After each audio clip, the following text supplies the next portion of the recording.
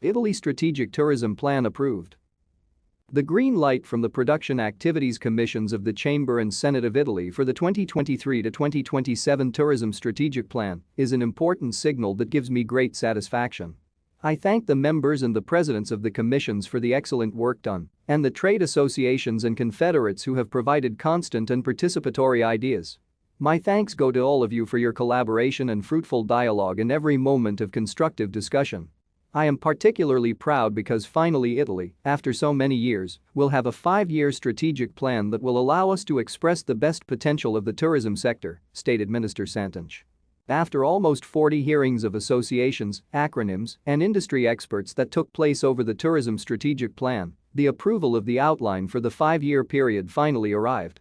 Observations from the Senate. The favorable opinion of Palazzo Madama on the Government Act came from the Industry Commission with various queries.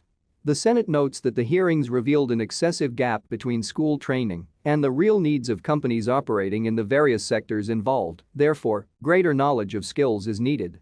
It is necessary to promote, in collaboration with competent dicastery, the higher technical institutes and the courses that have a duration that varies from 800 to 1,000 hours, which can represent the point of convergence between the theoretical scholastic training and the practical needs of the companies.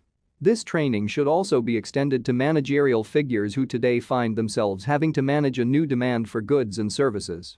50,000 fewer employees in the tourism sector. It is considered necessary to simplify access to the labor market by encouraging the use of solutions that consider the sector's structural characteristics and the specific needs of businesses and territories. The Industry Commission on Tax Incentives hopes that the sector can be further relaunched also through incentive and tax exemption measures.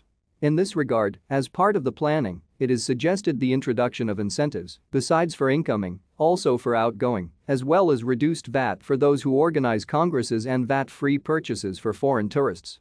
The measures associated with the granting of tax credits aimed at achieving greater environmental sustainability with the strengthening in favor of accommodation facilities, tax credit, with the provision of interventions for the redevelopment and renovation of buildings intended for tourist hospitality, are deemed effective accommodation, making them accessible and usable by people with disabilities. Seasonal adjustment of tourism.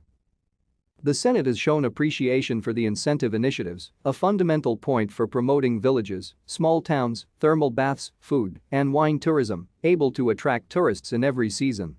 The reform of the discipline of the tourist guide profession. The Commission deems it necessary to recognize a qualification with homogeneous criteria on the national territory, which provides for an initial specialization at a regional level to obtain trained and qualified professionals. At the center of the requalification of the tourist offer is considered necessary the qualitative level of the services offered and the recognition of the standard of offer of the structures. The need to create institutional tables for a framework law on open-air tourism and the merger of regulations between the state and the regions. As regards the development of open-air tourism, it is deemed necessary to give a new impetus to itinerant tourism with caravans and motor homes by encouraging an increase in the areas to be authorized by the competent authorities to contribute to the development of small towns, mostly located in innermost parts of the country. Heritage of made-in-Italy craftsmanship. Another point concerns the sellers of low-cost souvenirs and poor catering, with the consequent loss of that typically Italian identity. In this regard, it is necessary to evaluate the methods of contrasting these phenomena, promoting collaboration with the administrations involved to strengthen the actions for the protection and enhancement of local productions of agri-food products and traditional and quality artisanal products.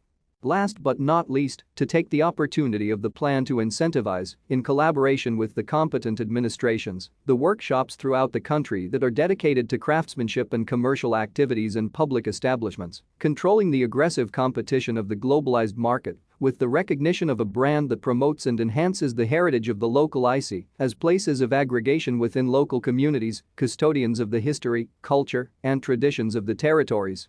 This specific bill in defense of hotels, restaurants, patisseries, confectioneries, literary cafes, and bottle shops that have made the history of Italian hospitality was presented at Palazzo Madama in a press conference organized by the Vice President of the Senate Gianmarco Centineo, first signatory of the bill, in the presence of the President of the Italian Historic Places Association, Enrico Magines, and the Professor of Tourism Economics at the Bocconi University of Milan, Magda Antonioli, on April 12, 2023.